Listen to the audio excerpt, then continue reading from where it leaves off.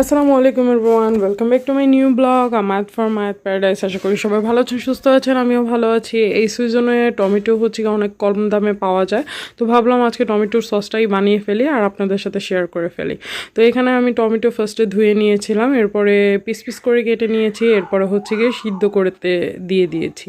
এরপরে সিদ্ধ করার পরে টমেটোটাকে হচ্ছে গিয়ে ব্লেন্ডারে একদমই ম্যাশ করে নিয়েছি। এই যে দেখতে পাচ্ছেন ব্লেন্ডারে ম্যাশ করে নিয়েছি। এরপরে হচ্ছে গিয়ে চালনি দিয়ে টমেটো হচ্ছে গিয়ে চালার পাড়া। টমেটো হচ্ছে গিয়ে যেন টমেটোটা আমরা সবাই জানি দানাদার যুক্ত, এর জন্য টমেটোটাকে অবশ্যই চেলে নিতে হবে সস বানানোর আগে। টমেটোর সস বানানো একদমই সহজ। আপনারা যেহেতু এই সিজনে টমেটো একদমই কম দামে বিক্রি করে, তো হচ্ছে গিয়ে টমেটো সসটাকে ঘরোয়া উপায়ে বানিয়ে রেখে দিতে পারেন। এটা একদমই বাজারের মতো আর কি, বাজারের সসের মতো হয়, কোনো অংশেই কম হয় না।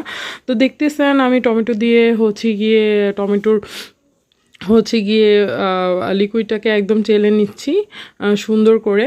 পরে হচ্ছে গিয়ে এরপর হচ্ছে গিয়ে লিকুইডটাকে নিয়ে এটা হচ্ছে গিয়ে চুলায় বসিয়ে দিয়েছি। টমেটো আর কি সস বানানোর জন্য যেসব ইম্পর্টেন্ট আর কি জিনিসপত্র লাগবে সেটার মধ্যে হচ্ছে গিয়ে ভিনেগার অবশ্যই টমেটো সসে ইউজ করতে হবে, যাতে হচ্ছে গিয়ে টমেটোর সসটা লং লাস্টিং হয়। আর আই মিন বেশি দিন যেন স্থায়ী হয়, বেশি দিন যেন থাকে, এটা যেন কোনোভাবেই নষ্ট না হয়, বিকজ এটা আমরা ঘরে তৈরি করি। এরপরে লাগবে হচ্ছে গিয়ে চিনি, এরপরে লাগবে হচ্ছে গিয়ে হালকা লবণ। আপনারা স্বাদ মতো দিয়ে দিবেন, চিনি অবশ্যই স্বাদ মতো দিয়ে দিবেন, কারণ লবণটা কম দেওয়াই ভালো। অল্প অল্প করে সব জিনিস দিয়ে দেবেন মেজারমেন্ট করে। এখানে আমি 5 কেজি হচ্ছে গিয়ে টমেটো নিয়েছিলাম। এরপরে হচ্ছে গিয়ে চিনিও দিয়ে দিয়েছিলাম স্বাদ মতো। চিনির আপনারা অনেকজন বেশি কম খায়, ওই অনুযায়ী দিয়ে দিবেন। এখানে আমি 1/2 কাপ চিনি দিয়েছি আর কি।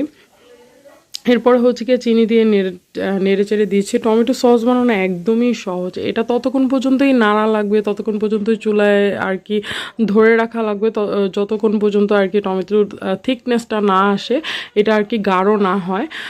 তো দেখতেই পাচ্ছেন আমার টমেটোর হচ্ছে গিয়ে আর কি রসটা অনেকটাই কমে গিয়েছে, টমেটোর জুসটা অনেকটাই কমে গিয়েছে। এরপরে হচ্ছে গিয়ে আমি লবণ দিয়ে দিয়েছি ফার্স্টে, এরপরে দিয়ে দিয়েছিলাম চিনি, এরপরে লাস্টে হচ্ছে গিয়ে ভিনেগার দিয়েছি। একদম সহজ স্টেপে টমেটোর সসটা কীভাবে বানানো যায় আমি সেটাই আপনাদের কাছে দেখানোর চেষ্টা করেছি। আশা করি সবার ভিডিওটা পছন্দ হবে। তো এরপরে হচ্ছে গিয়ে আমাদের একদম টমেটোর প্রসেসিংটা একদমই শেষ, কি দেওয়া লাগবে। তো এভাবে সহজভাবে আপনারা হচ্ছে গিয়ে ঘরে হচ্ছে গিয়ে টমেটো সসটা বানিয়ে নিতে পারবেন। এটা আমার টমেটো সসটা একদমই রেডি, এটা অনেকটাই ঠিক হয়ে গিয়েছে। এখন